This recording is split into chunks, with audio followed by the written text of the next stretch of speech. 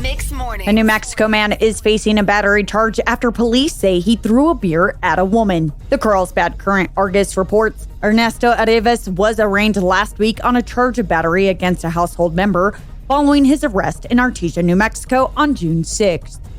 According to a criminal complaint, the 30-year-old Areves picked up a beer can out of a cooler and threw it at a woman. Eyewitnesses told police Areves threw the beer can overhanded and hit the woman in the face. Police say officers reported seeing swelling on the woman's forehead. As New Mexico's oil and gas industry struggles with lower prices and slowing production brought on by the coronavirus pandemic, some members of Congress and state officials are urging the U.S. Interior Department to allow operators to temporarily plug wells until prices stabilize. U.S. Representative Torres Small's district includes part of the Permian Basin, one of the most prolific production areas in the U.S. The New Mexico Democrat is among those who have asked for more federal money to plug abandoned wells on state and tribal land. She and other supporters say implementing a policy for plugging wells would benefit oil and gas workers, the environment, and the economy. She pointed to New Mexico's dependence on the industry for more than a third of its budget and the jobs that are associated with the oil field. State labor officials estimated about 4,100 oil field workers have filed for unemployment as of May 5th as companies cut operations and left the state.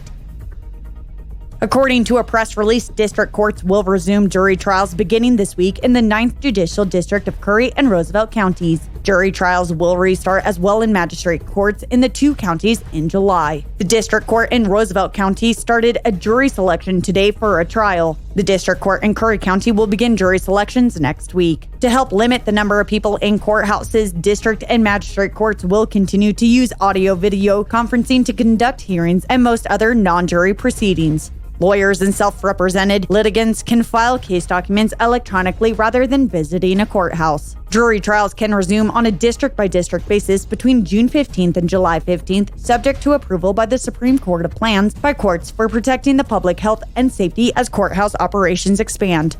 New Mexico state health officials on Saturday announced 102 additional COVID-19 cases, including 6 new cases in Curry County. Curry County has now reached 77 reported cases, and Roosevelt County reports 53 cases of the virus. The Roosevelt County Detention Center announced that one officer has tested positive for COVID-19. Per the press release, the officer was tested on June 9th and is quarantined at home. Currently, there are no other positive tests confirmed by the Department of Health at the facility. Comprehensive testing of inmates and staff had been implemented prior to this incident, as 100% of RCDC staff and approximately 75% of detainees voluntarily tested on May 19th and 20th, where all results were negative. RCDC, in partnership with on-site medical provider WellPath, has initiated testing of all detainees and staff on June 12th. There are currently 55 detainees at the facility, 29 security staff, as well as 11 additional support staff and contractors. The county will provide additional details when they become available. Beginning today, breweries will be able to operate at 50% occupancy for dine-in seating. The establishments must adhere to COVID-safe practices for restaurants. These practices include seated service only and tables being spaced apart at a safe distance.